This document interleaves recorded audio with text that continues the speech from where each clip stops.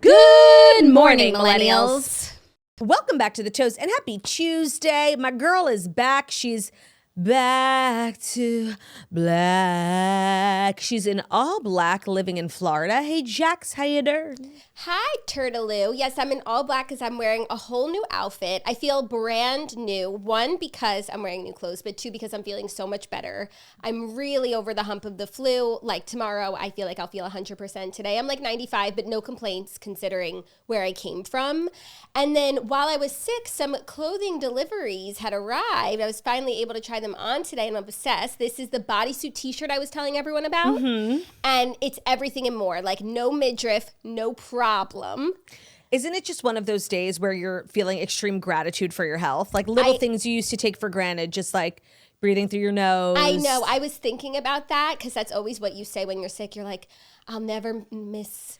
No, we really take for granted, like just feeling decent. For me, what I will appreciate is just my ability to do things, like to get things done, to stand up, to cook, to just like have a little bit of strength. Like I will not take that for granted. And sometimes when I'm feeling like good, aka normal, I'm just like, acknowledge the space. Because you know me, I'm always like bogged down by something, migraine, whatever it is. Acknowledge the space. So when something's not ailing me, like it's so pargy. And we have to ATS.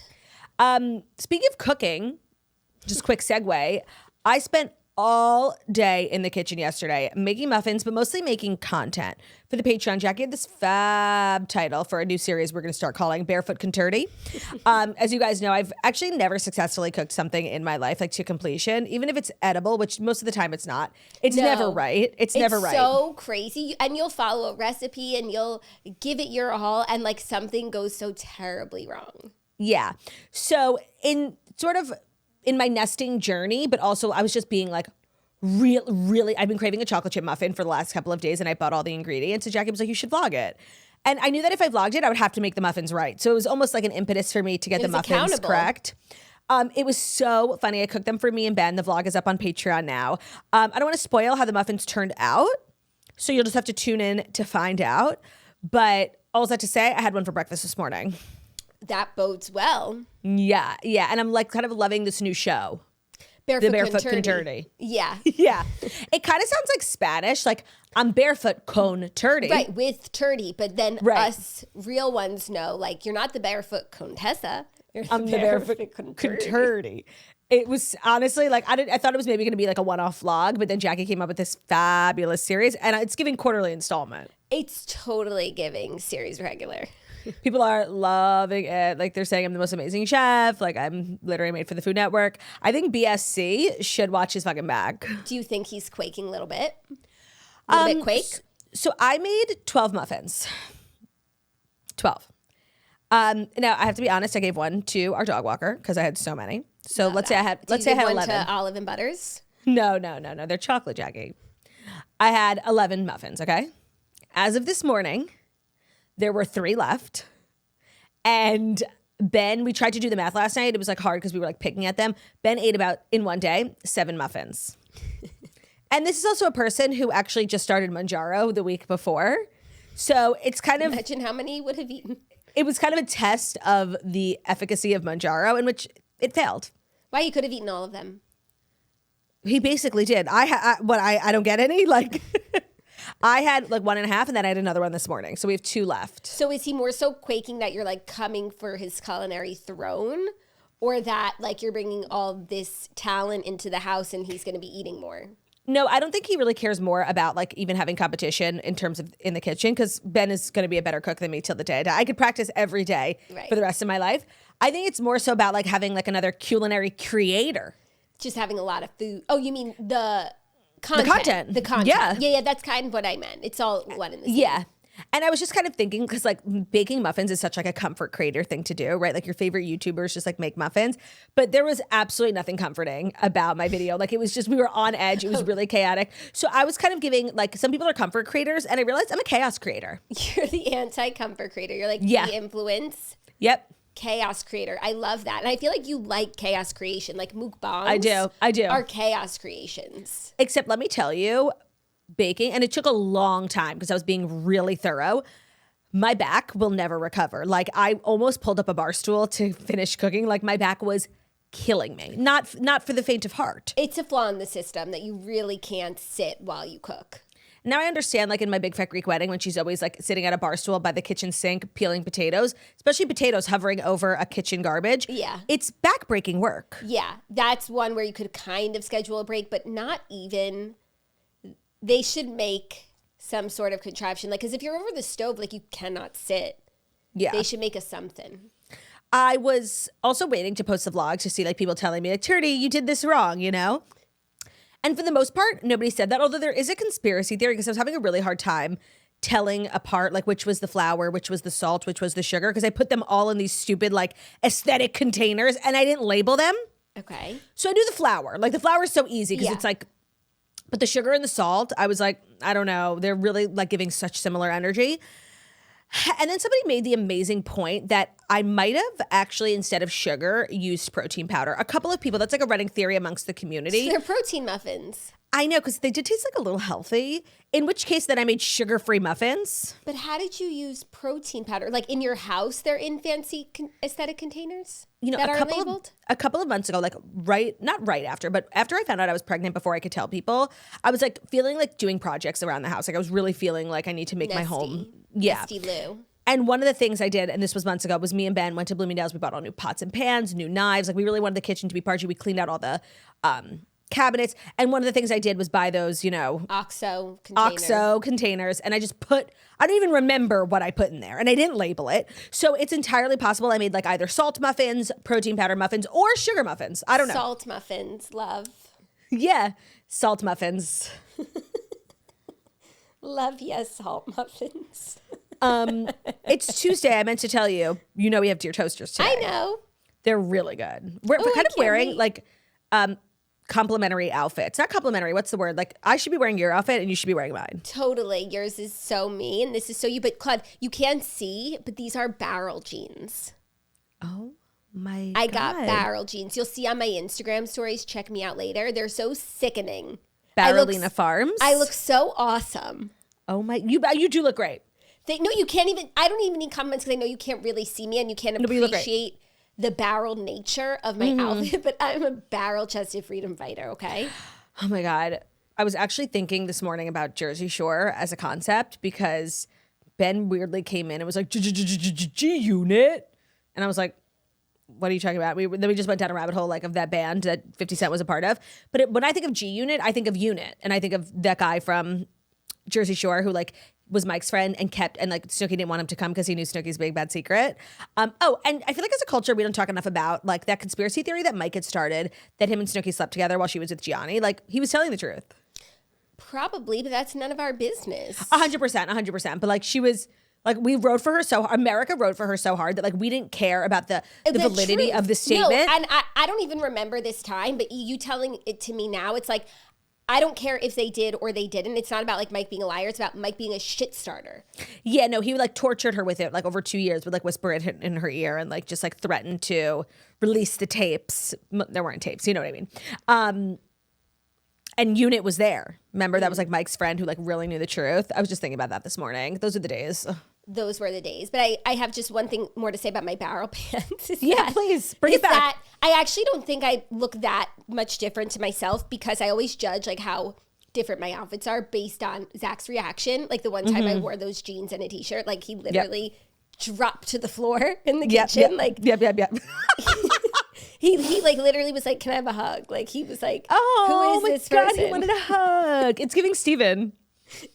I was being Stefania. Sometimes you just walk into your house a different person and you're no longer Jackie, you're Sarah. I'm Stefania. Yes, Stefania. No, I have this joke with my college friends. Oh, wow. Whenever I would like dress normal like that, like so I'm wearing jeans and a t-shirt like that, they would call me Jackie Cohen, like just like a normal girl. Oh, and you have to know, like when Jackie was in college, she like, of course you still use fashion to express yourself, but you were really You were really like into kawaii fashion, bright colors, like very out there. Yeah, no, every day Big, was huge, chunky platforms. a like costume party. You guys I mean, can't even picture it. You can't even picture the stuff, Jackie. You should do like a little collage on your Instagram story today of some of the crazy, wacky outfits that you used to wear in college. Yeah. It was a form of self-expression, and you looked super cute. But so the joke was even funnier because you were such a crazy dresser. Like literally, I would never have worn just like jeans and a t-shirt. Yeah. And if I did, like I was being Jackie Cohen. So now that's funny. I didn't know that you had like a little joke with your friends. Wow. Yeah, when I posted my jeans and a t-shirt the other day, I was like, this is so not a me outfit. My friend Sam commented. She was like, it's so Jackie Cohen. I love that. Like sometimes I just like they'd be like, be normal, just like be Jackie Cohen. I'm like, I can't. It's so hard. It's so hard. Anyways, my husband walked into the kitchen this morning. I was about to film him because I wanted to like get on camera his reaction. Walk right past me. So we're good. Oh. I'm not that changed. I'm still me. Oh, okay. Stefania can like remain at bay. I'm not Stefania. Yeah. Oh my, that's so funny. What was I gonna say? We have dear toasters. What are the stories like today? They're good. I don't think there's anything like that you haven't heard of yet, but we're going to discuss a lot of things. A lot of things need to be discussed by the Sorors. I mean, everyone's loving our Super Bowl recap. Like they said, we love it so much. This is the best, most like amazing thing we've ever heard. Classic. Like it was. Yeah, that was fun. It was good times. Yesterday, good times. No, it's so fun to like really all be talking about the same thing. Yeah, now we're all going to split off into our different corners of the internet. But we were all together for a time. For a moment in time. And that's why it's like even sadder that the Chiefs fucking stunk because we all came together for you guys. Like we were all rooting for your game. Not even, I know people rooting for the Eagles. We were all rooting for the game. They couldn't even get us the game, but whatever. It's fine. I'll move on. Wait, we were getting lots of Eagles hate yesterday being like, you guys can't even. And I think what did we say? I think because we were making so much of the fact that the Chiefs played so badly that it almost sounded like we were saying the Eagles won because the Chiefs like stunk so hard. They wanted us to acknowledge how fantastically the Eagles played, and did we not? We said like it was, and I even said like I thought that they were only winning like against the Commanders because they were playing like a team of deaf, dumb, and blind. But it turns out like they're actually a skilled team. Like I didn't understand where the hate was coming from. I guess like even in what you just said, like there's a backhanded compliment. Turns out, like no, I'm saying I was wrong, right? And they just like one acknowledgement that the Eagles have been amazing all season, that they've slayed all season, and the Chiefs actually keep winning. And then if you really want to go down what they're saying, it's that the Chiefs like. One, they've kind of eked out every win this season, like by the hair of their chinny chin, and that this is where it gets crazy. The refs. And I cannot speak to this. Like I just got into football. Like I am. The thing is, I am years away from criticizing the refs. I'm not going to say the entire Chiefs season was like a hoodwink scam. Like that's rude.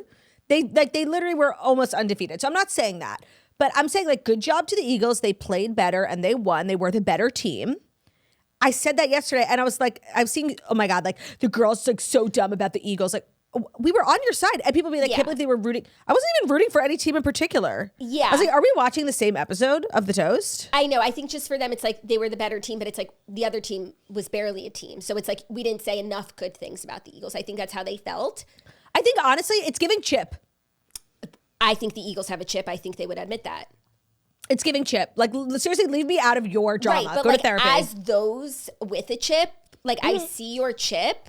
We see them at the meetings. Yeah, where like we get chips for how long we've had a chip. Literally.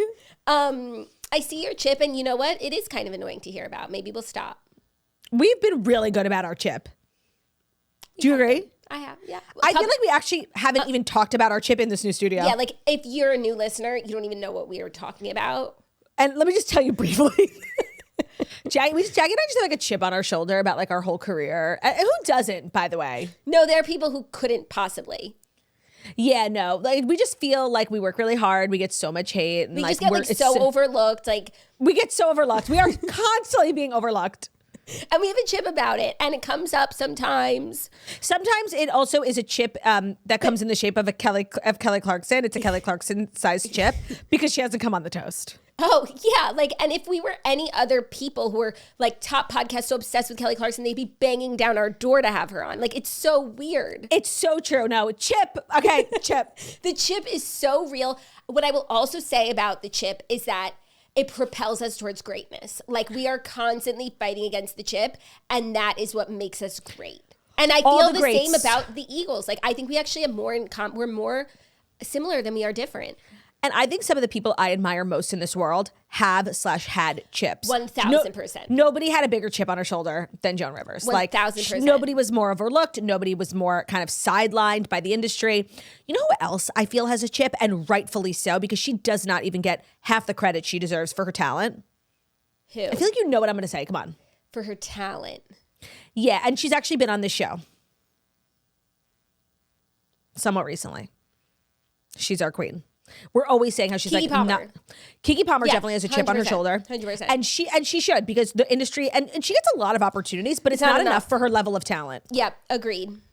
Like, remember when Tiffany Haddish had this huge moment? Like, she was in a movie and then like it literally spiraled her entire career off of this one. Where's that moment for Keke Palmer? It hasn't happened yet. Yeah, even though like at every turn she is so worthy. Correct. So her chip, warranted. Ours, And then, like, 1,000%. when I think of people, I'm going to text you someone's name of, like, the anti-chip. Like, someone... No, girl, I know what you're going to say before you even say it. Wait, do you? Yeah. And this is, like... And it's not shade to this person. It's, like, we'll never know what it's like in this world. Yeah, but I wasn't thinking of who you were thinking. Okay, text me. Because there are people who just, like, blow up, Oh, it's... No chip, Whether no chip. it's, like, online, in acting, in singing, and just, like, like, their career goes as it should. Yeah. There's no roadblocks. Yeah. There's no chips. They're just like, yeah, you should host the VMAs. Like, it's kind of a chippy industry. Yeah, it's but chip I don't want to go versus chip. down. No. I don't want to go down But the so chip. yes, if you're new here, we have a chip and it informs what we do for good and for bad, but mostly for good. Honestly, if you really want to get into the symbolism of the frames, they are two chips. Representative, of the chips. Jackie, they are physically on our shoulders. We should tape a potato chip Yep, in the middle. A big delay. Yep. Everyone wants them to be filled, the frames. There you go. One big hot delay. glue gun. Like the banana. I hate to cut this short, the Pre-Fast 5 banner, because you know it's the highlight of my day. Just cut me off, yeah. But we have a lot to do. We have Dear Toasters. We have the Fast 5. And I just want to make you aware that we're approaching 20 minutes. So okay, so I guess, it's time, and you said it, sister. You know, I don't want to start drama. Obviously, you don't. I just wanted you to know. No, I don't want to start drama. I'm not in like a drama era of my life. Yeah, that's good. I'm like looking for peace. I love that. Well, we can get into the Fast 5 stories that you need to know, dear reader.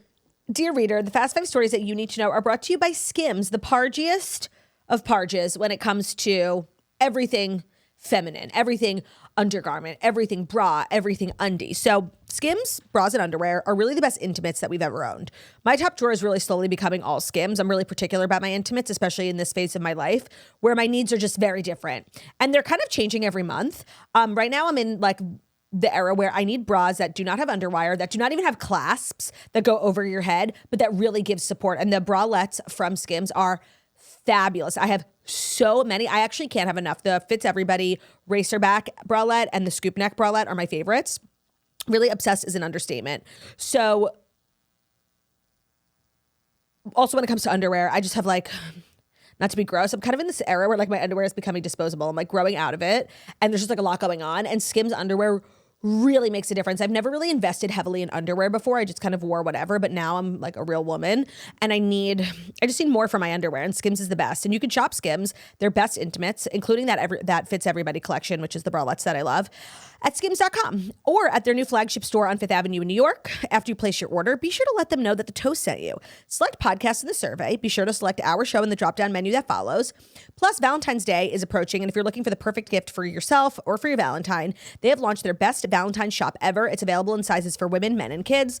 That's also the best part of Skims is they're super size inclusive, especially for bras. They have so many sizes. It makes the biggest difference. Today's episode is also brought to you by AG1. My entire house is brought to you by AG1. My husband, mark my words, my husband will be in an AG1 commercial one of these days. He is constantly proselytizing. He is obsessed. Getting on AG1 has completely changed his life. So if you're looking either for like the beginning of the year, a new resolution for like a new healthy habit to start in the morning, or whatever, wellness is a journey. You know, you don't need a reason. AG1 is a great thing to add to your morning routine. Super simple. Fill it up. Ben does it in a water bottle. You just pour in the little pack, or you do a scoop, depending on what kind that you have, and shake it up Chicago. And next thing you know, you're feeling good, you're feeling pargy, you're getting things moving. So whether you're really doing a lot of fitness right now or just looking for something to like stabilize your mornings, get you all your vitamins and nutrients for the day in a really efficient kind of way, check out AG1. And with Valentine's Day around the corner, commit to your health with your partner or significant other. Research has shown that having a partner can significantly increase the likelihood of habit formation. So healthy competition is fun amongst friends, and Valentine's Day is a great time to start. AG1 is just really fabulous. Having it on hand, Ben travels with it. He's really crazy about it. He's gotten everyone in his life on it. They're offering something fabulous for our listeners. They're offering a Lululemon exclusive everywhere belt bag. So the belt bags that we all know, and an AG1 welcome kit with your first subscription while supplies last with your Lululemon membership. So make sure to check out drinkag1.com/toast to get the Lululemon offer. That's drinkag1.com/toast to get that offer. Don't miss out. That's kind of sick. Yeah. Right? Yeah. Thank you, AG Turt. You're welcome, Bert. Our first story, Jason Kelce is having a tough time processing the Eagles' win with Travis's loss after the Super Bowl blowout. So Jason Kelce has finally put out a statement. Not finally, I mean, yeah. I wasn't waiting. I wasn't waiting, but yeah, I do wonder how he feels about the win.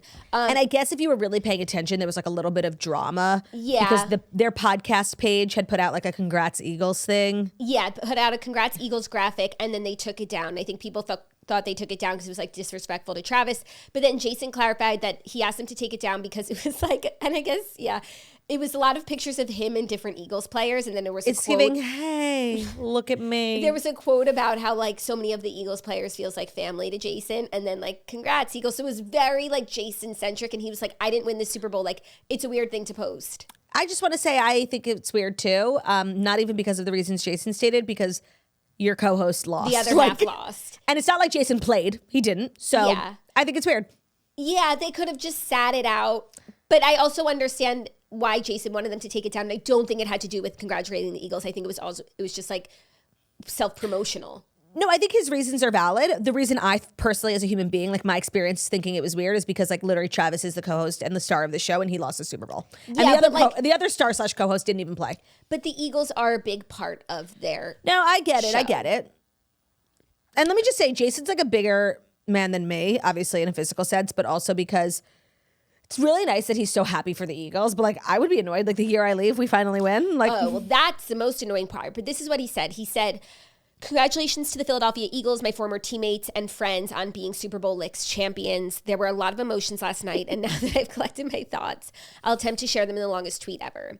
The game was odd for me to watch, if I'm being completely honest. I knew it was going to be mixed emotions before, during, and after, and I now know what my parents had to deal with 2 years ago. On the one hand, I wanted what is best for my brother and to see his success, and on the other hand, there are so many people, teammates, and coaches in the Philadelphia Eagles organization that I care deeply about, many of whom I owe my success to throughout my career. I'm very proud for Jalen Hurts, Nick Santini, and this entire team. They have persevered greatly, answered their critics amazingly, and proved themselves undoubtedly to be the best team this season, etc., etc. As for my brother, there isn't a person I love or care about more. It has been tough to process these feelings, but of course I feel for him, and I'm always rooting for him, but I know he does not need nor want my pity. He has amassed greatness few on this planet could ever dream of, as has his team, and they should feel pride in their accomplishments this season and in the past. I know right now they're still thinking of that last night and the shortcomings in the last game, but in time that will fade, and the greatness they've exhibited as a group will remain as one of the most dominant eras of football ever. Sure. So, first of all, it was giving the vibes like Travis is retiring. No? Well, the field playing was giving the vibes that Travis of course, was the lack retiring. of talent. Yes. The ball on the floor. Can I say something like safe space? Yes, Turdy. Even though I'm so not in the mood for like anybody to backlash me, but whatever. She wanted peace. Just right. remember. But I have to speak my truth. And that's kind of the line that I'm That constantly is peaceful. walking. Speaking your truth And getting walking it off in your your chest, own light. That's peace. So during the week leading up to the Super Bowl, when there were all those press conferences and we were making fun of all the questions that he was being asked, like a lot of the questions that were like normal questions were about his family. What are they going to wear? What is your mom going to do? Is she going to wear like the Eagles split jersey? And Travis was like, you guys, like, no, I'm the only one playing. Like my family's rooting for me. And I thought the questions were like really extreme and weird. And I was like kind of feeling justice for Travis. But now, and I understand like Kylie Kelce is like so loyal to Philadelphia. Like she'll never wear another color ever. Like I get it. that's your fucking family out on the field. Like, maybe I can't relate because I don't feel that way about any particular sports team, but like, I just want to say we're bordering on disrespectful. Like, you can have respect for your team, Jason, and respect from your hometown, but like, your family is like out here trying to accomplish something great. And the fact that like it's even a question, like people are doubting who they're rooting for, like, I don't know. I know this is going to sound really crazy. I feel like they could have been a little bit more supportive. Maybe that's what he was feeling. And Donna, by the way, wore all red. And the question when he was asked if his mom's going to wear the same split jersey, Eagles Chiefs, he was like, "Why?" Like, that's crazy for Donna. And so she didn't. But I just feel like there was like a lot of doubt in people's minds, especially from like Jason and Kylie, and just like the family in general. Like, what are they going to do? They love the Eagles. It's like they love the Eagles when Jason was playing there, but he's not. I think it's really hard for us to understand. I think so too. Like, I think we can't put ourselves in those shoes. I think for Jason, it's like, yes, his brother's on one team rooting for him, but on this other side are people that they're not his brothers, but like very, very close. Like, there is joy in seeing them win. Of course. I think if he could have chosen, he wouldn't say, I don't think he would have answered this question of who, maybe he did, but it was, of course, be Travis. You but think? Like, I'm not getting that vibe. Yes, I think. Did anybody ask Jason? Who's he rooting for?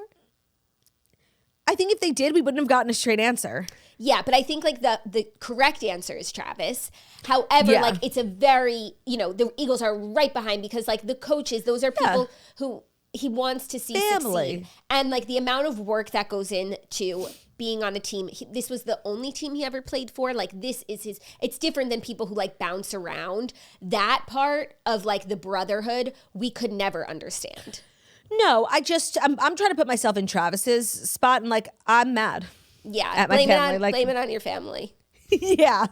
I didn't get enough support. Yeah. No, and I understand that we'll never understand. And I get what he's saying. But I just feel like the whole time before we knew who won, like there's just been this like underlying weirdness about like who they're going to root for. When at the end of the day, like, yeah, we could talk about it, but you're obviously rooting for your family. I didn't feel like they led with that enough. That's just a hot take for the day. I didn't see that so much, so I can't say. But if that's what was going on, like, yes, of course, we're rooting for Travis. Like, yeah, we'll find joy in if the Eagles win because it'll be good for our friends. But of course, we're rooting for Uncle Travi, and I can't believe I haven't sang this yet. And I'm so glad. I'm so glad my Travi made it to the big game. One step closer to Kelce being my last name. Wait, I think I should record Toast theme song today because that was pretty Parge. Dial up Curtis, the producer. Get him on the drum. Because if you play like you ain't worthy, you can call me Mrs. Taylor Purdy. The only thing is that the theme song, it's actually a little out of my range. It was pretty high key. High pitch, excuse me. So Japan for a man who ain't worthy. During the Super Bowl, I was actually just like humming that song, like, and Ben was like, "Is that a real song?" And I was like, "Yeah." And you played a prank, of course. And did you play for him? I played a prank. No, I didn't even play for him. I was just like, because I think he was really believing me because I kept coming up with new lyrics. Right. And I stopped at the Purdy one because he would know it was a joke. I was like, "I'm so glad my Travi made it to the big game." He was like, "Is that a real song?" I'm like, "What do you mean? Yeah, one step closer to Kelce being my last name." He was like, "No way." And then I kept coming up, "If you play like you ain't worthy." And he was like, "Wow." And so I let it sit for a couple of minutes. And then I told him it was a joke. You should have kept going. Because I don't want him walking out into the world like an idiot, I know, but you should have. I can have my fun, but I can't take it too far. Just like teased the Purdy line and like saw his reaction. And you like, if you're going to tell him eventually, like, maybe he would figure it out. But let him think for 1 second. That it was real. Call me Mrs. Taylor Purdy. You can call me Mrs. Turdy Purdy. I literally need to record something today. My voice is amazing. Get on the horn. I'm going to get on the horn. I forgot to share on Friday after the toast. It sounded delish. I took Jackie's recording session because she was sick, so I laid down my vocals first, which our producer said was probably better. And I did the first take, and he was like, "Well, we've got it. We'll just do a couple of more One take wonder for safety." But like, you kind of crushed it, turd. That's what he said. So, and then we got Claudia. That's beautiful. Pretty much. Damn. So we now have a version of just my vocals. We're going to wait. Obviously, we're going to overlay Jackie's, but I'll hold that version very near and dear to my heart. Are you ready for our next story? Speaking of Pargy vocals. Yeah. Sabrina Carpenter is on the cover of Vogue. This is amazing. Like, this is... To be on the cover of Vogue is actually such a crazy thing, you know? When you think of all the famous people in the world who haven't been on it, it's like a real special tier. It couldn't be happening at a better time for her. She just snatched up a couple of Grammys. She looked absolutely gorgeous. And I feel like Vogue is always trying to like do something like edgy and whatever. But they really stuck with her aesthetic. Very on brand, very Marilyn Monroe, feathery feminine. It was beautiful. I was shocked. I wasn't expecting this. I would have thought that Vogue thought they were like, it was too soon for Sabrina. You know, they're never on the cutting edge. They're always like a little late to the trends. Yeah. I was so happy for her. Like, queen. Yeah, this is major. So the cover and the cover story have dropped. The pictures are beautiful. She's on the cover of the March issue of Vogue. And yeah, the photos are very Marilyn Monroe inspired. She's talking about her career. She made mention of skin, just want to say. What did she say? She said that when she... Do you have a Google alert for Skin by Sabrina Carpenter? No, but our Gen Z intern gave me a little heads up. That's really big. Promotion. She said that she never planned to release it. Like, it was a song that she wrote to like get her feelings out, as artists do. And then she did release it. But like when she was writing it, it was just meant for her to like heal. I want to say something about the whole song. And I agree with you, like, Skin is a good song. It didn't shake the world up, but it's a good song, lyrically, melodically. But I do think I don't have any regrets about how everything shook out for both of the girls. Like, they're really both killing it. But I do wonder, like, how this whole saga would have shaken out if the song that Sabrina released in response to all the drama wasn't Skin. It was All Because I Liked a Boy, which is another song of hers that directly addresses the drama, but it's much more popular than Skin. And it was one of the couple of songs from that previous album that launched her into the short and sweet era that people really liked. It's a really good song, and it's very directly addressing, I got death threats filling up semi trucks. Tell me who I am, cause I don't have a choice. All because I liked a boy. And all of this for what? When everything went down, we'd already broken up. Like, so good, so direct, and like, I think it might have... I'm not mad about how anything shook out. She just won Grammys. Like, maybe she would have released that song and then gone nowhere. But I do wonder, like, I would love to see an alternate universe. Like, what would have happened if she did that? The song wasn't written yet, but... Yeah, I wonder how long after till she got to that place of, like, writing that song and that's how she felt. Because she couldn't, like, not respond for that long. So I wonder, how, like, if she wrote them at the same time, then maybe we could... If she had it in the arsenal and just chose Skin... Yeah. Instead... I wonder. I don't know. But I liked Skin because it wasn't like the chip. I feel like All Because I Liked a Boy is more like coming like from it. Serious?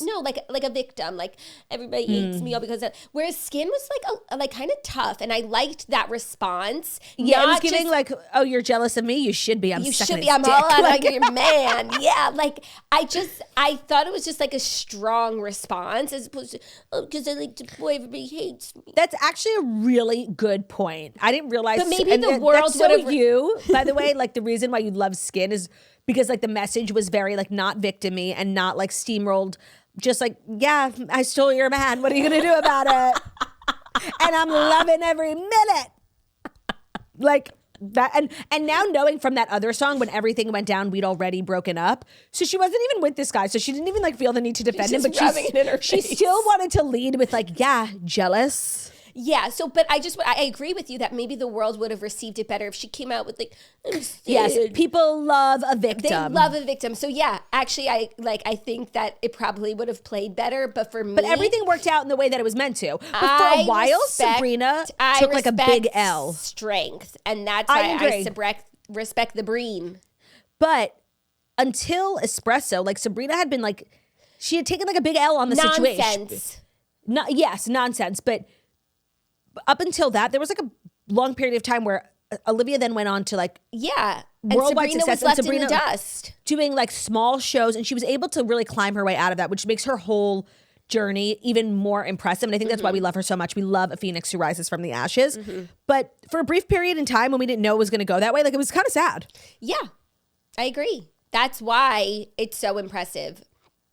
And I'm Doubly sorry, so. like I will never stop talking about these two. Like everyone's, it's annoying you have to bring up Olivia every time you talk about Sabrina. I'm sorry, I can't. Although I do want to say, I think this like massive success has healed Sabrina. Because we always say like, if that was me, I'm never forgiving.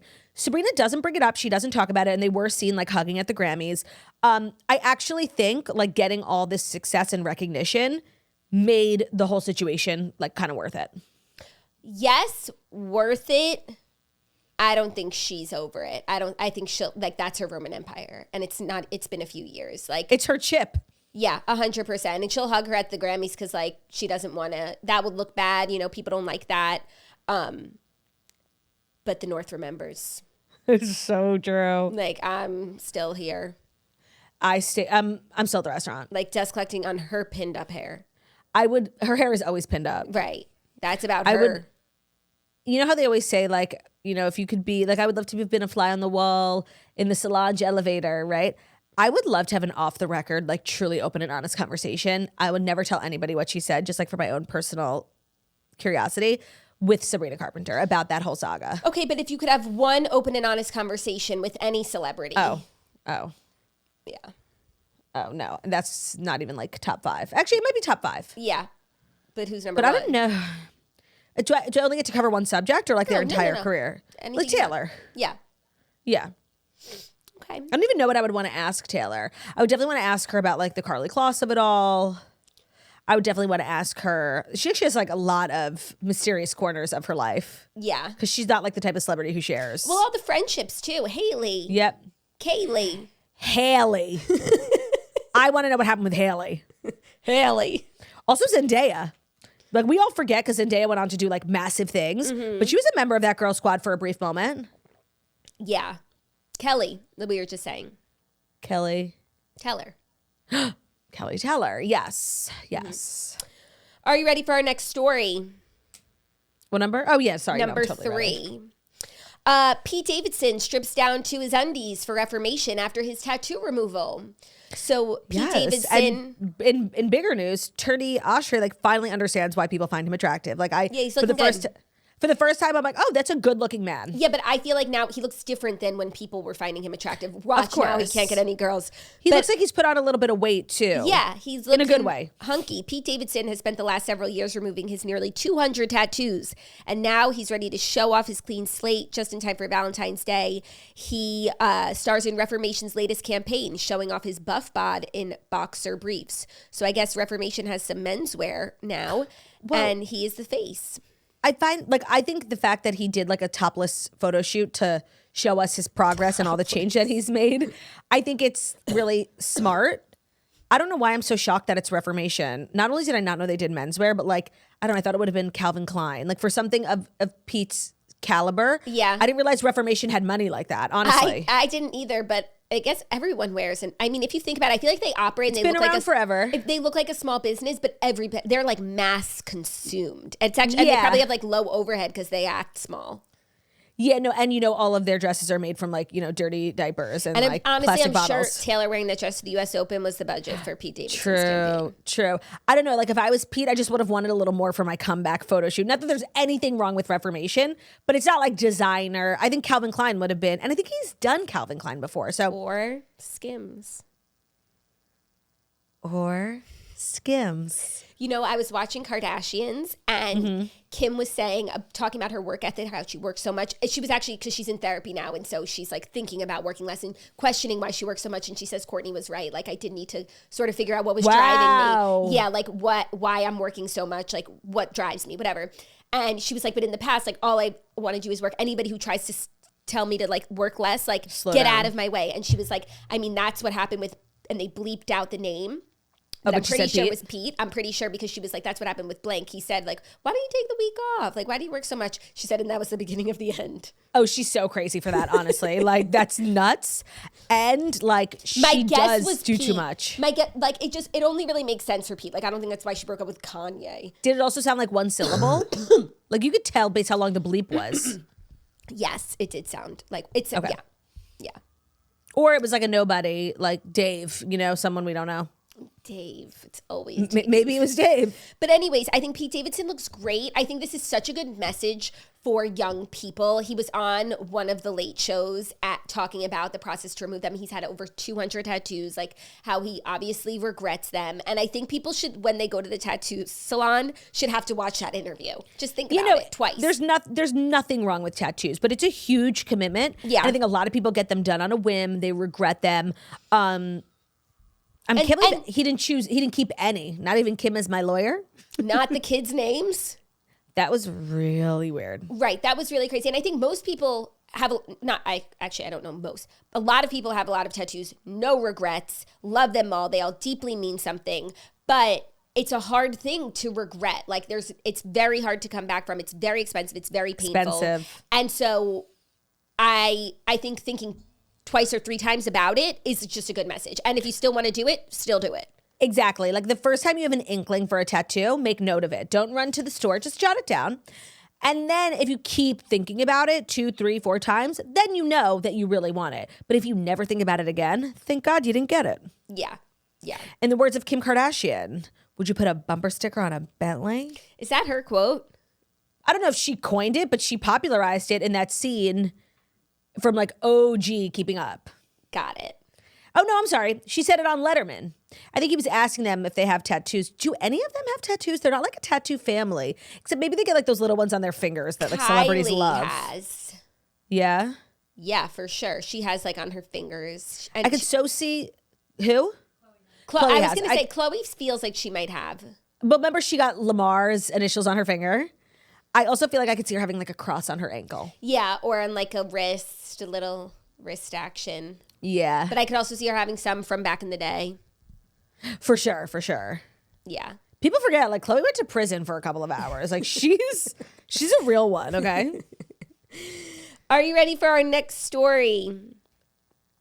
Yeah. Do you think Chloe actually did go to prison that day, or like for the cameras? Because they said she got let out the same day because of overcrowding. Yeah, I think that's what happened. I don't think they you think she was in the facility? Yeah. That's really crazy. Yeah, but I think the way it went down is what happened, because I don't think they would just like lie about how it works. Yeah, yeah. And like back in the day, those episodes like that, they were just following them around with cameras. It like wasn't so produced. Highly produced. That's true. Our fourth story, speaking of reality TV, coming to podcasting, Lisa Rinna and Harry Hamlin are starting a podcast called Let's Not Talk About the Husband. It will be with Dear Media, and the first episode premieres on February 14th, Valentine's Day. Pargy. Let me just say, I'm like kind of like a Lisa Rinna hater, even though I'm kind of reformed. I hated her character on the show, but I understand that like she was a necessary sort of evil. And I do feel like she has all this like momentum and fame and like public interest that got like kind of stifled from leaving the show because we never got another outlet for it, right? Yeah. And so I think this is a fabulous idea. Even though like, I don't know if I'm the target demo for it, people also just love her husband. It's really so crazy. I forget what I was watching. Oh, when we were watching Desperate Housewives, I was explaining to Ben like how none of these people were really famous before the show. The show made them all famous, except Nicolette Sheridan was very much like Hollywood royalty. She was married to Harry Hamlin. And it just reminded me that like he's literally so Hollywood. And he's also like an older gentleman, so he's like a little old Hollywood too, Yeah. Also, they've been together for 30 plus years. Like that is something that gives you a level of expertise and wisdom that you can share with the world. I also was thinking recently about podcasting at a glance, as you do. Because when you have a chip. When you have a chip. No, because I'm always like watching clips on Instagram. I get like served podcasts that I never heard of, like this or that. And like, I was like trying to think like so many people start a podcast, but like what makes really a good podcast host? And like, I think one thing that really can make someone great, amongst other things, but is like someone who says like hard truths, who has like genuine hot takes, who's like yelling at people almost, telling you things you might not want to hear. And like, I think Lisa Rinna like has that energy of just being unapologetic and just saying things that might not be popular, but are interesting to listen to. Cause like the people with like the lukewarm, just like circling the drain, like it's hard to stand out that way. But I think that's not why podcasts were created, right? They're like this sort of renegade medium, like outside of mainstream. So that's why so many of the most popular podcasts are people with like crazy hot takes like Joe Rogan or like, you know, Tucker Carlson's podcast is huge. Like when you're kind of like a fringe, that's what the medium was created for. So if you're like out here just being like, hot dogs aren't sandwiches, like that's not why people go to podcasts. Do you know what I mean? Like it's very much a medium for lightning rods. There's ways to have success in other ways, but that is a big vertical, and I think that she is that, and so I think that this could really work. Same, although I do wonder if it's going to be a guest-based show, because while I think that she could pull great guests, she knows a lot of people, him too. That's where podcasting becomes weird, when like a really talented person, a really interesting person is a host and then is forced to interview other people and more so listen than talk. And I actually don't think Lisa Rinna would be a good interviewer. That's my only concern. But if it's just them two going back and forth talking about like different relationship things, parenting, celebrity, working in the industry, like that's interesting for sure. Yeah, so this is what the statement says. After 30 plus years together, some more fabulous than others. We've seen a lot and we're ready to dish on everything from marriage and family to friendships, business, and fame. So it seems like they will be dishing. Whatever we're talking about, you can be sure it will be unfiltered. So tune in because we're owning it all. They should also have their girls on. Their girls are wildly interesting and also are always making waves. Yeah. Especially that Amelia. She's like in some drama with the Gabriette of it all. Do you know? No. That they're twins? Well, so that's the thing. Gabriette, who's her? Maddie Healy's fiance, who's like this very creative, like different, you know. Amelia, a couple of years ago, like started to shift her look from like what we knew, very normal looking, all-American commercial vibes, to very high fashion, slicked back, bleached eyebrows, gap tooth. And she started to She created really look a like, gap? No, but Gabriette has a gap. Like that's the vibe I'm saying, like unconventional beauty. Oh, well, okay. But she didn't like make a gap. No, she didn't drill a gap in her teeth. My bad. And a lot of people started to pick up on the similarities in the look she ended up creating with Gabriette, and then a lot of like their mannerisms. So it's like kind of an ongoing internet theory is the Gabriette versus Amelia of it all. So like take it to the podcast, Amelia. Let's hear about it. Take it to the podcast. It's always funny when you find someone's like inspo, you know? Yes. Like Kendall Jenner and JC Marie.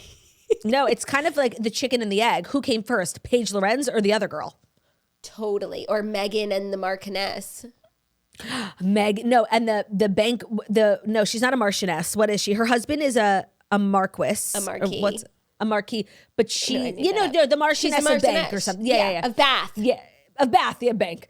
Who came first, the Marchioness or Megan? Who came first, Paige or Morgs? Who came first, JC or Kendall? Who came first, Gabriette or Amelia? That one's pretty well documented. Right. No, I don't think it's Gabriette. For most of them, it's a question, I don't think. Yeah, and I think for like the tennis girls, it was all like happening at the same time. So we were like, wait, who came first? But if you go back, I think it's Paige. Someone knows. Yeah, it's well documented. Yeah, just gotta find and out. It's like all of these is someone's Roman Empire. Like, you know, people are like obsessed with these like random like dual lives. Yeah, so funny. For me, like I don't particularly care. It's more so like, yeah, no, this is not my Roman Empire. So I'm having fun. I'm along for the ride. Yeah. So good luck to our dear media sisters and brothers. Oh yes, Lisa and Harry. I think it's fabulous. Honestly, I usually like roll my eyes a little bit when people like enter the podcasting space, who do other things. But maybe it's because I liked the title a lot. But I actually think this is great. Yeah. No, I think that they've got the stuff. It's a very particular type of stuff. Just because you're like super famous, everybody loves you, doesn't mean you're going to be a good podcaster. Who had more eyes on her than Meghan Markle? Right. Was not made for podcasting. It's such a weird niche thing. And even the most popular podcasters are like freaks randoms you've never heard of. Like, right. And they're not the biggest. And even the popular celebrity ones, because it's not the most popular celebrities. Like even the Office ladies, like they're random. Not the most popular celebrities. Kim had a podcast. Nobody moved. Right. A lot of the most famous people in America like start podcasts, and seriously, the culture remains unchanged. Yeah. Makes you think. Are you ready for our fifth and final story? If it's our fifth and final story, that's brought to you by Liquid IV, perchance. Whatever you do, come into your own way with extraordinary hydration from Liquid IV. So hydration is obviously super important wherever you are, but when you're pregnant, like you really need to stay on top of it, because if you don't, it's not good. And one of the first things that my friend Hillary told me to do when I told her I was pregnant. She was like, you have to stay hydrated, electrolytes, check out, Liquid IV. So Liquid IV has been a sponsor of the show for a while. If you know, it's these little sticks of powder. You pour them in your water. It's going to hydrate you faster than water alone. It's going to add great flavor, great vitamins and nutrients. It's a really fabulous way to stay on top of your water. So whether you're just like hungover, working out a lot, trying to stay alive in this world, avoid that sort of like 3 o'clock headache, Liquid IV is great to have on hand. And what's so great is they're kind of blowing up. You can buy them everywhere. So if you don't have one in your purse, like you can usually just pick one up. But I try to always have one in my bag. The fruit flavors are delicious. The hydration multiplier is available on their website. They have flavors like acai berry, lemon lime, pina colada. It's optimized. It's an optimized ratio of electrolytes, essential vitamins, clinically tested nutrients. It's going to turn your ordinary water into an extraordinary hydration experience. And it has 8 essential vitamins and nutrients, non-GMO, vegan, gluten-free, dairy-free, and soy-free. So embrace your ritual with extraordinary hydration from Liquid IV and get 20% off your first order of Liquid IV when you go to liquidiv.com. Use our code TOAST at checkout. That's 20% off your first order when you shop Better Hydration today using promo code TOAST at liquidiv.com. Today's episode is also brought to you by Little Spoon. You never want to sacrifice the quality of your kids' food for convenience, but so many baby and kid food options just don't meet the mark today. That's why Little Spoon is so great. They deliver healthy, ready-to-eat meals and snacks that your baby, toddler, or big kid will love and that you can actually feel good about. All of their products are free of junk, it's organic where it counts, and they're thoughtfully sourced. They really know what parents want today, and they make it so easy. Plus, they are the first and only baby food company to set strict, publicly available standards for heavy metals, pesticides, and more in their baby and toddler food. Peace of mind every parent deserves, and easier mealtime without sacrificing on quality. It's like so crazy that we have to be mindful of heavy metals in food for our kids. So the fact that we've gotten to this place, having companies that you can really trust, like Little Spoon, that makes all of their information publicly available, like they're really into transparency, is it's huge. It's like a huge weight off your shoulders, something you really don't want to be thinking about, like when you have enough going on. So it's a one-stop shop for healthy, easy mealtime and snacks for babies, toddlers, and big kids, and it's all delivered right to your door. So they deliver baby blends, which is organic baby food, from single ingredients. They do the puffs. Everybody loves the puffs. Yeah. Biteables, plates, smoothies, lunchers, snacks. So they have a wide variety of junk-free, better-for-you alternatives for your kids' favorite snacks. And it comes right to your door. It's so flexible, so easy, and everything stores right in the fridge and freezer. You pick up the menu, change up what you order every time. The price is right. The quality is unmatched. You're going to love it. Your kids are going to love it. And it's a huge win-win for families. Simplify your kiddos' mealtime with 30% off your first order. When you go to littlespoon.com/toast30, enter our code TOAST30 at checkout to get 30% off your first Little Spoon order. That's TOAST30 at checkout. Thank you, Turd30. What can I say? Our fifth and final story is a little TV programming news because The Bachelorette has been paused for summer 2025. Yeah, ABC will be skipping this cycle of The Bachelorette. ABC is pausing its female-led spinoff of The Bachelor, which will be a blow for fans of the long-running dating show series. The show generally starts production shortly, and the last 3 seasons have aired in July. The series, however, has not been canceled and will likely come back to Disney's own network in the future. It's unlikely to air this year, but insiders have not completely ruled out its return later this year. It's not entirely clear why this decision has been made, but it's not without precedent in the Bachelor universe. Last year, for example, Bachelor in Paradise didn't air because Golden Bachelorette happened instead. Okay. But I don't know. Skipping The Bachelorette seems bigger than skipping a Paradise. It does, but also when you think about all the different brands amongst the Bachelor franchise, you have the main Bachelor, the Bachelorette, Bachelor in Paradise, and the Golden Bachelorette and then now. Golden Bachelorette. Right, Bachelor and Bachelorette. I do feel like the female-led ones are probably the lowest rated because it's more fun to have all the girls fighting over a guy. Like, girls bring the drama, girls make it more interesting. 25 girls and one guy. Like, that I'd probably rather watch, get to know all these, like, funny, crazy, quirky girls than 25 guys and one girl. Like that's trying boring. To be on TV. Yeah, it's like, get a job. So I could see, like, the Golden Bachelorette or the Bachelorette being the first to go. I know they're trying to make it seem like this is all good. I don't think this is a good sign for a franchise that, in my mind, has been, dying for years. Yeah. But to what end? Yeah. It's still you like can't decently just rated. Have The Bachelor. No, but I think people really like Bachelor in Paradise. I think it's still decently rated compared to like other cable shows, but we compare it to like what it once was. So I don't know if it's like a huge flop or a failure. I don't think it loses money for the network, but they really need to just shake it up. It's like the same format, the same dates, the same thing, like all the time. When dating shows, are you hearing about Montoya? Claudia, I keep seeing this everywhere. What is it? Okay. What show is it from? It's a Spanish show, so I don't know even the name of the show. Okay, that's what I thought. But then I saw a bunch of like Barstool people talking about it. So I'm like, is this Barstool, their reality show? Yeah, they have like reality shows. Oh my God. I was like, what is this? It's Temptation Island, which is a U.S. show, but it's Temptation Island Spain. Okay. And so a couple of clips from the show, it's just like a reality show where they put a bunch of singles, Yeah. And actually I think they're couples, and it's Temptation Island because you watch your partner go into a house and watch them on a TV to see if they're going to cheat on you. Very Casa Amor vibes. Okay. And there's this couple, the guy's name is Montoya, and his girlfriend is like majorly stepping out, and he's forced to watch it, like literally watching her have sex. And like she had sex with two different people. And he's like on this, they sit on like a wooden log in the middle of the woods, forced to watch on a TV. And he's having a fucking breakdown. Like it's very normal reaction actually for somebody you love. The clips went so viral. And whatever, that's irrelevant. But what I'm saying is like when you think about the landscape of dating shows right now, like Netflix crushes it. They had like Too Hot to Handle, Love is Blind, Love Island. Love Island. Everybody's sort of stepping their pussies up based off of a concept that The Bachelor created, and they never evolved. Like it's the same 3-hour telecast with the same dates, the same concept, the same everything. The biggest thing they ever did was when they did Bachelor in Paradise, and even that compared to like Love Island, it's stale. It's old. It's boring. Yeah, but I do think Bachelor in Paradise, like, it's a pretty good answer to Love Island. Yes. It's not good enough sometimes, but it's hard. You can't really have Bachelor in Paradise without the Bachelor and Bachelorette because, like, you fall in love with these cast members. Yep. You want them to have a second chance at love, but that is like having to watch 50 hours of television so that you'll be excited for Bachelor in Paradise. They make it too hard. Their focus on The Bachelor is selling as many commercials as they can. So if you're going to commit to watching an episode, you have to watch 3 hours. Yeah. Plus, after the rose, women tell all. Like, they're really exploiting people's time. That's why I personally stopped watching it. I was like, how many hours do I have to watch just to see who wins? No, like, it's not fun anymore. For a mid-season, episode 5, for it to be 2 hours, like, stop. Agreed. You want a 2-hour premiere, a 2-hour finale, I'll let you have it. Sell your ads. Episode 5, a March, leave me alone. It's just, they really can't compete. Like, Netflix, like, Love is Blind, first of all, no commercials. And it's so good. Like, even when it's bad. What?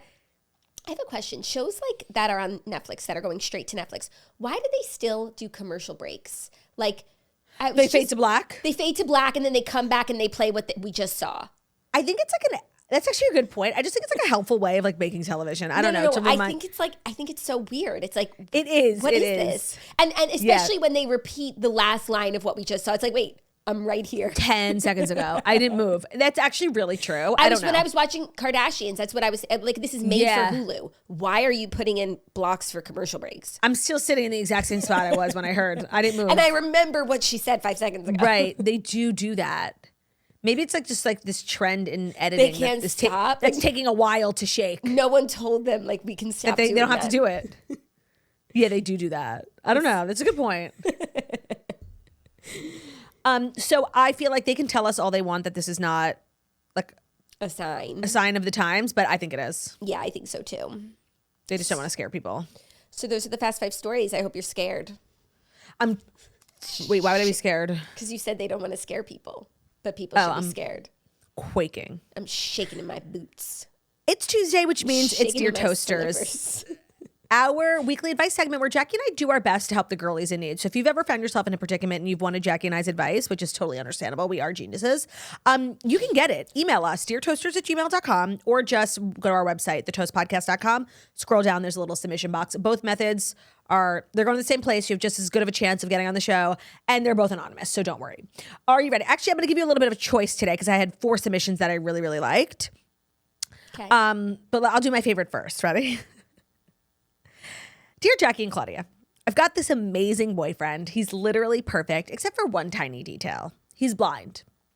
Now here's the twist. Because he can't see, he'll sometimes ask me how much I weigh, and it sends my insecurity levels through the roof. Like, how am I supposed to respond to that? On one hand, I want to be honest because, well, honesty is the best policy. But on the other hand, I'm terrified of him judging me even though he can't see me. Do I lie and keep the peace, or just tell him no and dodge the question altogether? It's also confusing when your boyfriend can't see you, but somehow still manages to see right through you. Am I an awful person for even asking this? Love ya. Bye. Ooh, that's so tough. I feel like he might have legitimate reasons for asking. It's like he can't see you, so he just like wants to Doesn't want to pick you up and hurt his back or something. But it's actually like he can feel you and he could pick you up. Like he actually knows what he needs to know. But I don't know, like maybe he needs this as an aid just to like understand what his girl looks like. I feel like anything else, like, yeah, you could shave a few pounds off. No, here's the thing. Like, I want to help this blind man. Like, I think it's important You want to that help him see. I just want to help him, whatever he needs. Like, I'm watching the season where Carlos is blind on Desperate Housewives right now. And like the way the community really just gets, you know, they get him a job and they're always helping him out. Like, it's beautiful. Like, it's being blind. I can't even imagine. It seriously sounds like the hardest thing on the planet. So I want to help this man. But I just feel like he actually doesn't need to know that. Like, you can really, based on feel, touch, like you can know what your partner looks like. And like literally, why does it matter? I don't know.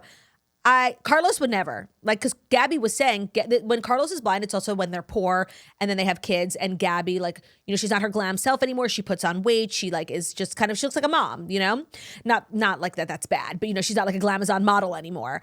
And she says like, Carlos, like, I'm embarrassed. Like, even though you can't see me, like, I don't love the way that I look anymore. I've put on weight and like Carlos would never ask this question. You know what I mean? He loved Gabby so unconditionally. So I just want to, not to make the blind man the villain here, but I think it's a weird question. Well, I would just ask him like why he wants to know, because I'm holding space for like it's something that blind people need to know, like in order to orient themselves. I don't know. I'm giving him like the benefit of the doubt. So I would just ask him like, to what purpose does it serve for you to know? Like I will tell you, but I just would love to understand why that's information that you want. I just think based on my limited knowledge of the blind community, which is limited, I feel like they really learn things by touch, not by numbers. Like I think he might have ulterior motives for asking the question.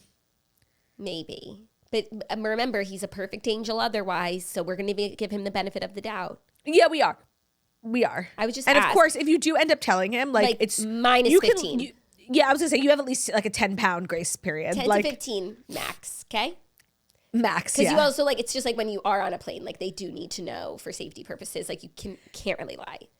Yeah, I don't know. I don't think he needs to know for safety purposes, but okay. I don't know. Like I don't know because I'm just gonna. Yeah, I don't know because he's blind, so I don't want to give him like bad information. Did you hear me? I'm blind. I don't want to give. What's that from? It's Will Ferrell. No, is it? Is it Anchorman? Did you hear me? I'm blind. I know. What Me is and Ben that? say that all the time. I have no idea. That's so funny. We're oh my God, I forgot about that. What's it from? Rogue One. What is that? I've never even seen that movie.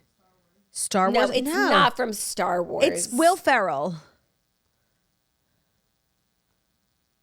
Maybe he's standing in the ocean saying it. It's Anchorman 2.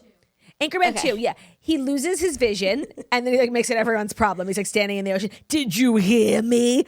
I'm blind. Like I'm not really lying to or fucking with like the P-Jam blind guy, you know? I know. And this is my Dear Toaster's toxic trait where like I want to see like the partner, especially the man in the relationship, like is always being the villain or gay. So yeah, like I'm projecting here. Yeah, like I just feel like he might need to know. It's like you wouldn't tell him something is 50 feet away if it's 20 feet away. Right. Like the person, like we're at a cliff, like important information. Right. So like, right. Give him the benefit of the doubt. All right. Next up, we've got a little weird, mother behavior. Hey, Jackson Turdy, a text from my boyfriend of 1 year's mom. She's typed that really weird. So she has a boyfriend of 1 year. Congrats. And a text popped up on his phone from his mom and he was sleeping. Okay. So she opened it and began scrolling through the messages, which is really crazy. And she found texts. Looking for trouble. I find texts from her to him talking very intimately about our sex life. Things like me coming, how enjoyable it is for a man to see a woman climax, me being less experienced than him, and so much more. I am so upset, and I haven't said anything to him about it yet. I feel so uncomfortable. I fear the next time I see her, I'm not one who talks openly about sex or very freely, but maybe with friends, definitely not with my mom. The whole thing has really given me such a pit. Ooh. So there's like a lot of layers here. Like obviously it's the betrayal of like something intimate between you two, but also like we need to talk about like the mental illness that is like talking about climaxing with your mother. Like I know, and first of all, it's different when it's a son and his mom. But I think even like girls who tell their mom like things about sex is less weird, but they don't even go into this much detail. Like this is really fucking like serial killer ass behavior. I don't know what I would be. I feel you. Like, what are you more angry about? The betrayal? Or are we concerned? Like, I'm concerned, actually. That's bothering me more. This is, like, so weird, and this relationship will be a part of your life for so long.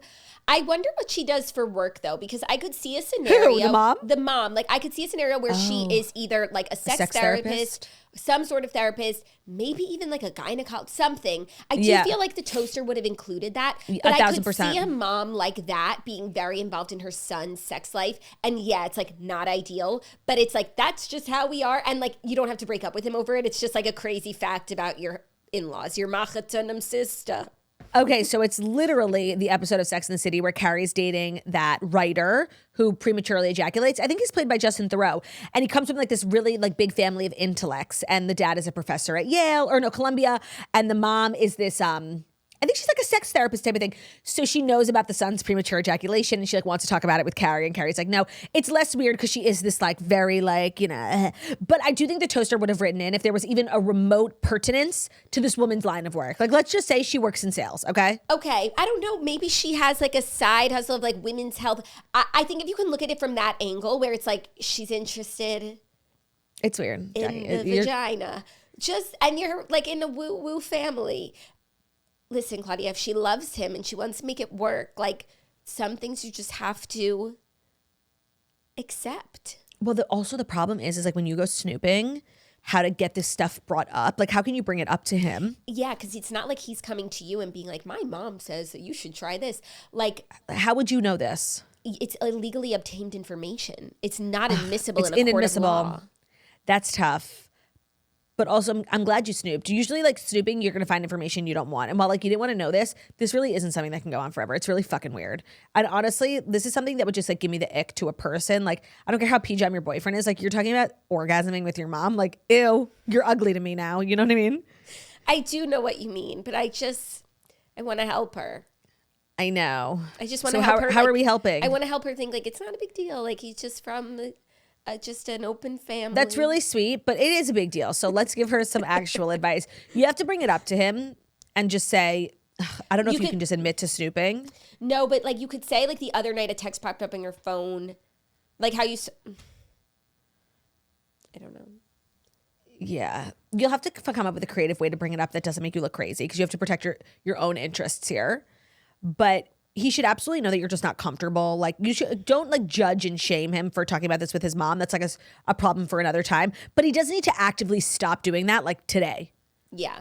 So I would say, listen, I'm not comfortable with that. Like talk to your friends. Like literally talk to a therapist. Talk to anyone. Please don't talk to your mother. Really? You'd rather him talk to his friends about the No, not friends. People that you have to like go out with?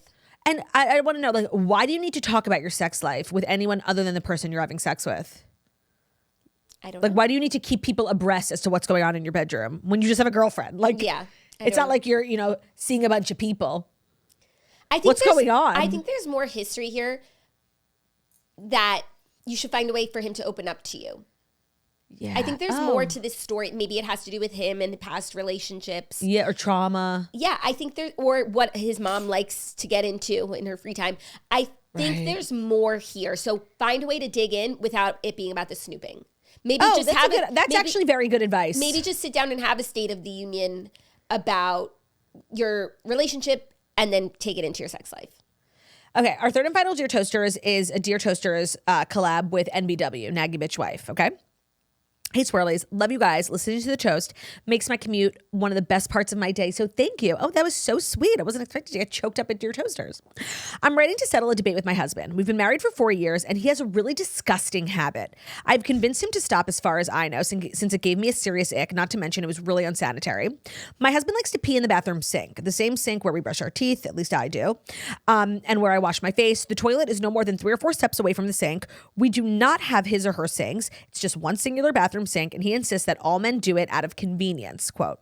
I told him there's no way that all men do this and that I was going to have to write into Dear Toasters to settle this once and for all. Is this normal? Have you witnessed your husbands do this? Absolutely not. I've never seen this. I've never heard of this. I have. But it's extenuating circumstances. Like if me and Ben back in our old apartment when we had one bathroom, we both like really had to pee. Of course I get to go first. Ben like maybe once or twice peed in the sink. He's going to kill me for saying that. But that's not what this is. No. To This do is it, habitual. to opt for the sink instead of the toilet. No, all men don't do that. It's an emergency thing. I think it's not completely unheard of, I have to tell you. Like that, like men definitely do this, but I don't think they use the sink as a toilet like all the time. I think it's very reasonable to ask and insist that he uses the toilet instead of the sink where you wash your face and brush your teeth. And if he can't agree to that, you're not even asking for anything other than for him to move over 3 inches. Then you put a lock on the door that only you have the key to, and he can go do that in a different sink. In a public Hopefully bathroom. not the kitchen. Ooh. Yeah, no, by the way, you're 100% right in asking him, but like I don't want to indulge him at all, but he isn't wrong. Like I do think people do this. Cuz I think in the mind of like a really sort of like a small brained man, it's like it's all going to the same place. Yeah, I'm not worried about where it's going. I'm worried about what it's touching on its way. Of course. I wouldn't wash my face in the toilet bowl. Facts. Although, like when I was like testing my urine a lot for like ovulation or like pregnancy tests, and you would like put it in a cup, what do you do with the pee? Pour it back in the toilet. Yeah, I guess that's like a much smarter way. I was pouring it down the sink. Pour it back in the toilet. Yeah, that's yucky. Yeah, when there's a toilet right there. I also want to share something that I did. Like I need to unburden myself. Okay. There were a couple of times where like I woke up first, and it has to be your first pee in the morning, right? So where I woke up first thing in the morning and I didn't have a cup.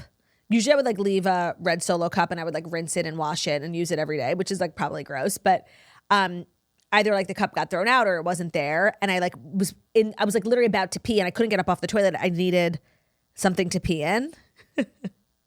So I used... You know the really big hairspray I have? It's like the red one, big sexy hair, and the big red, the big black top lid. I use the lid as a cup. Party. I needed to unburden myself. And by the way, I rinsed it and then put it back on my hairspray. I did. That's crazy because who even has the lid on their hairspray to begin with? Like who, me? Who doesn't lose it along the way? Oh, that's not a problem I have. Cause to lose it too. Yeah, no, I'm not, and I'm pretty sure it's the same bottle of hairspray I'm still actively using. So. Parchy, women in STEM. I needed to unburden myself. So maybe that's why I'm a little bit more sympathetic and understanding to this man. But I want to say, like, I back the toaster here. Like, he should not be doing this. I back the toaster. And if this is something that men do, just because they all do it, if everyone jumped off a bridge, would you get south? Like, then all men should stop. Right. No, you're not wrong. And we wonder why women have all these skin issues. Literally, we're washing our faces with urine. Meanwhile, and the men get to be like, I don't wash my face and I feel great. And it's like... It's because like everything in your life is clean. You don't have pee in the pores. So true. You're not washing your face in the toilet. Right. That's your toasters. Thank you to everyone who wrote in. To the girl who had that crazy story about her man taking new photos of her and her friends and putting in the group chat. We haven't heard from you. Stop ruining my Tuesday every day. Sorry, we haven't heard from you. I'm just and no pressure. Like if you don't never want to write in again, like you don't have to. I'm sorry that you went through that. We would love to hear from you, obviously. I just want to let you know, like I think of you often and I'm wishing you well. As am I. Now let's get the heart right for her, okay? We're sending you love. Thank you so much for listening to the Toast and Monday Morning Show where we deliver the fast 5 stories you need to every Monday, Friday on YouTube. So if you're watching us on YouTube, please feel free to Jackie, you're going like this. Like you're like you need to be straight. Even though every time I watch, I'm YouTube, so you're watching us on YouTube. You're literally never. I'm watch us on YouTube. Perfect. Yeah, I'm literally perfect too. Thank you. I forgot where I was. Watch us on YouTube. Feel free to subscribe to this video. Thumbs up. We're also available as podcasts anywhere podcasts we found. So Spotify, Digital Public Radio, iRadio, Castbox, all the places. Wherever you listen to podcasts, find us at Toast. Leave a 5-star review about a beautiful setting. And wickedly talented we are. Love you. Bye.